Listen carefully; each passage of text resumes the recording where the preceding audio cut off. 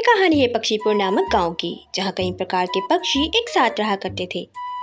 उसी गांव में एक टुनटुनी चिड़िया अपनी दो बहनों पिंकी और भूरी के साथ रहा करती थी।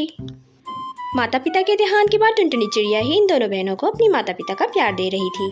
टुनटुनी चिड़िया उनका बहुत ज़्यादा ख्याल रखती और उनका भोजन भी बनाया करती थी। वे इन्हें इसलिए इतना प्यार करती थी कि कहीं उन्हें माता पिता की कमी महसूस ना हो। एक दिन टुनटुनी चिड़िया अपनी दोनों बहनों से कहती है, भूरी और पिंकी, हमारा ये घर अब बहुत पुराना हो गया है।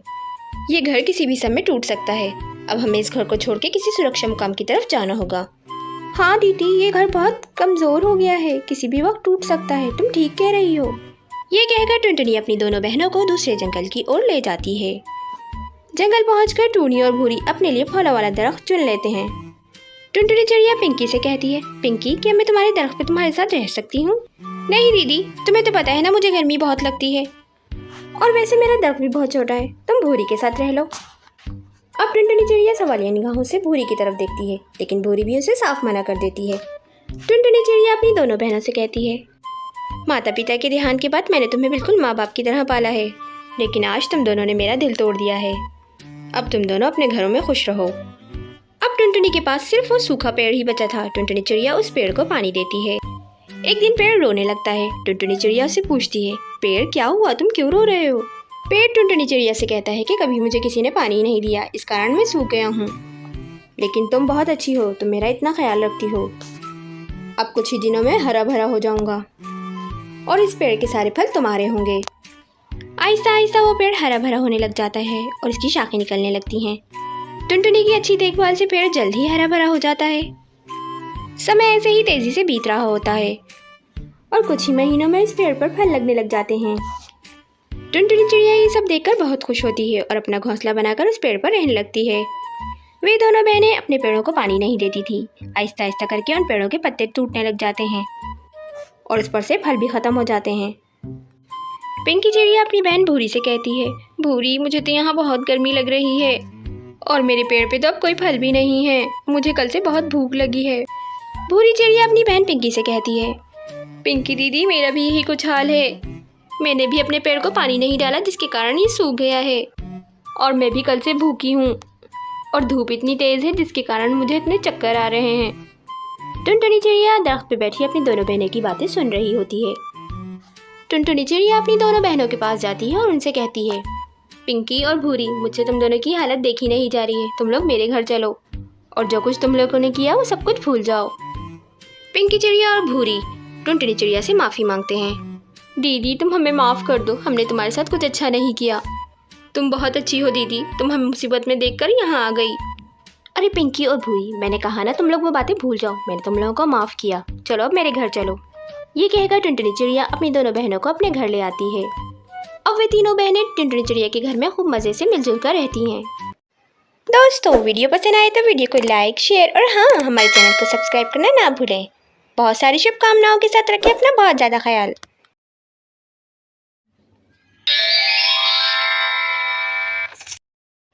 ये कहानी शिमला के जंगलों की है, जहाँ एक टुनटुनी चिड़िया अपने पति के देहांत के बाद अपने दो बच्चों के साथ रहा करती थी।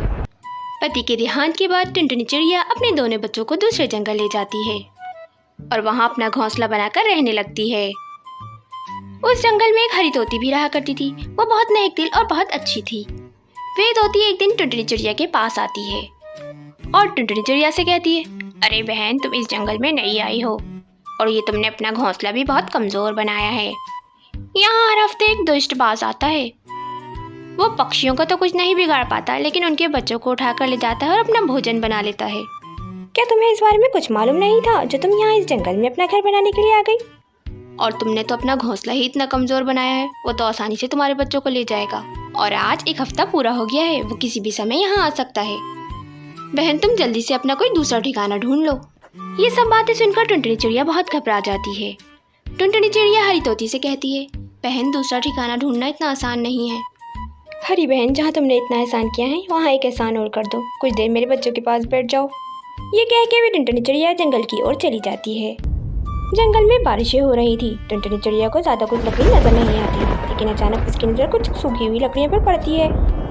वो उन तमाम लकड़ियों को इकट्ठा करके ले जा रही होती है कि वहाँ एक दुष्ट कालू कौवा आ जाता है।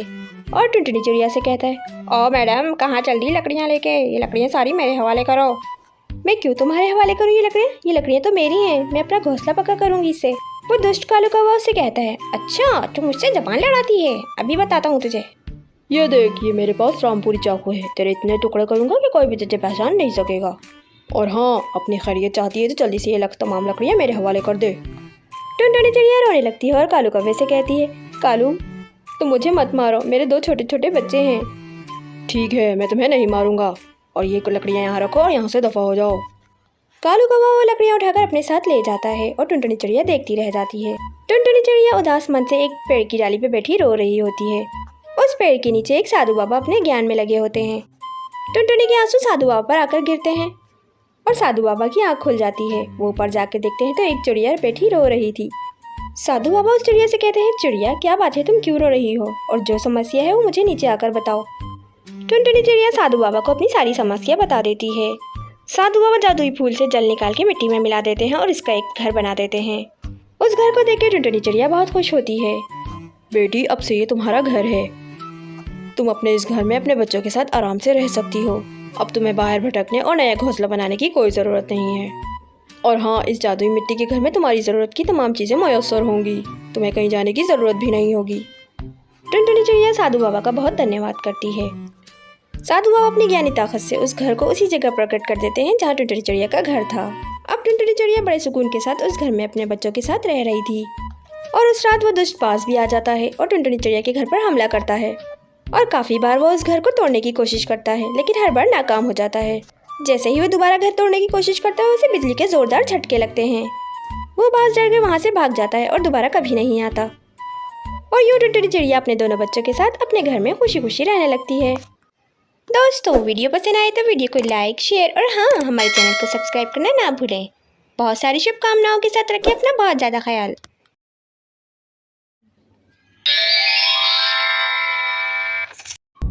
ये कहानी पक्षीपुर नामक जंगल की है, जहाँ कई प्रकार के पक्षी एक साथ रहा करते थे।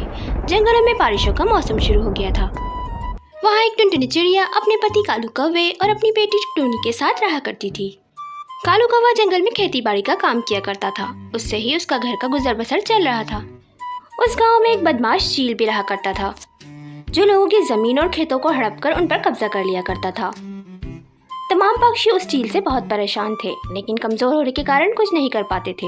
एक दिन वो बदमाश चील कालू कौवे के खेत में आती है और कालू कौवे से कहती है, अरे ओ कालू के बच्चे, तूने मुझसे 1 लाख रुपए कर्जा उधार लिया था, वो तू कब वापस करेगा? कालू कौवा ये सुनकर हैरान और परेशान हो जाता है और कहता है, चील भाई, मैंने तुमसे कब पैसे उधार लिए हैं? और तुम कौन से पैसों की बातें कर रहे हो? मैंने तो तुमसे कोई पैसे उधार नहीं लिए। चील कालू कौवे से कहता है, ज्यादा शाणपति मत दिखा, दूंगा एक कान के नीचे, सब याद आ जाएगा तुझे। ये देख, तूने मुझसे पैसे उधार लिए थे और ये कागज, इस पर तेरे साइन भी हैं। 2 दिन के अंदर मेरे पैसे वापस कर दे, नहीं तो मैं तेरी ज़मीन पर कब्जा कर लूँगा। 2 दिन तक पैसे वापस नहीं किए तो मेरे आदमी आएंगे और तुझे यहीं गाड़ कर चले जाएंगे। अरे चील भाई, कृपया करके ऐसा मत करो, मैं लूट जाऊँगा, बर्बाद हो जाऊँगा। एक ज़मीन ही मेरा सहारा है, जिससे हमारे घर का गुजर बसर चल रहा है। अगर वो भी छीन लोगे तो हम कहाँ जाएंगे, हम तो मर ही जाएंगे। लेकिन चील कालू कौवे की एक नहीं सुनता है, उसे डरा धमका के 2 दिन का टाइम देकर वहाँ से चला जाता है। कालू कौवा परेशान हाल अपने घर पर लौटता है। कालू कौवे को परेशान देख के टूनी पूछती है, बापू क्या बात है, तुम इतने परेशान क्यों हो? टूनी के पूछने पर कालू कौवे की आंखों में आंसू आ जाते हैं और वह इन दोनों को बदमाश चील वाली सारी बात बता देता है कि उस बदमाश चील ने हमारे खेतों पर कब्जा कर लिया है। टुनटुनी कालू कौवे से कहती, अजी आप परेशान मत हो, ऊपर वाला सब ठीक कर देगा। खेत छिन जाने के बाद कालू कौवा बहुत परेशान रहता था और यही सोचता रहता था। सोचते सोचते इसकी तबीयत बहुत ज़्यादा ख़राब हो जाती है और वह बिस्तर पर लग जाता है। एक दिन टुनटुनी चिड़िया अपनी बेटी टूनी से कहती है, टूनी आज तेरे बापू की तबीयत बहुत ख़राब है, जा तू बुलबुल चील को घर पर ले आ। टुनटुनी चिड़िया ये सुनकर फ़ौरन बुलबुल चील को लेने के लिए चली जाती है। रास्ते में उसे एक बूढ़ी कबूतरी घायल दिखाई देती है। टूनी उस घायल बूढ़ी कबूतरी के पास जाती है और पूछती है कि क्या आपको क्या हुआ है। बूढ़ी कबूतरी कुछ कह रही थी। टूनी जब गौर से सुनती है तो इसे पता लगता है कि वो पानी मांग रही है। टूनी इसे फ़ौरन पानी पिलाती है। पानी पीते ही बूढ़ी कबूतरी फ़ौरन उठकर खड़ी हो जाती है और टूनी चिड़िया का धन्यवाद करती है और उससे कहती है, बेटा मुझे ज़रा घर तक पहुंचा दो, कहीं रास्ते में दोबारा गिर गई तो फिर मुसीबत हो जाएगी। टूनी चिड़िया उस बूढ़ी अम्मा को उसके घर तक पहुंचा देती है। टूनी इसे बताती है कि मैं अपने बापू के लिए दवा लेने जा रही थी। आप भी घायल हो, मैं आपके लिए भी दवा ले आऊँगी। बूढ़ी कबूतरी कहती है, नहीं बेटा, अब इसकी कोई ज़रूरत नहीं है, मैं ठीक हो जाऊँगी। तू बहुत अच्छी है और तेरा दिल भी बहुत अच्छा है। ये ले, ये मैं तुझे कुछ देना चाहती हूँ। ये जादुई लीची के बीज हैं। वहाँ लीची के ढेर सारे दरख्त आ जाएंगे। उसे बेचकर तुम्हारा घर का गुजर बसर अच्छा हो जाएगा। टुनटुनी चिड़िया वो लीची के बीज लाकर अपने घर के आंगन में बो देती है और पानी और खाद वगैरह भी सही से डाल देती है। सुबह जब उठकर वो देखती है तो वह हैरान हो जाती है। वहाँ पर एक विशाल लीची का दरख्त उगाया था। टूनू ने जादुई बीजों वाली बात अपनी माँ और बापू को अभी तक नहीं बताई थी, लेकिन वो इस विशाल दरख्त को देखकर रुक नहीं पाती है और जोर जोर से आवाज़ें देने लगती है, माँ, बाबूजी, जल्दी आओ, जल्दी आओ। टुनटुनी चिड़िया और कालू कौवा फौरन भागे भागे आते हैं कि क्या हो गया है, न जाने क्यों चिल्ला रही है टूनी। टूनी चिड़िया कालू कौवे से कहती है, ये देखो बापू, हमारा नया लीची का दरख्त उगा है। अरे बिटिया, ये कैसे उग गया? हमने तो कोई लीची के बीज नहीं डाले थे यहाँ पर।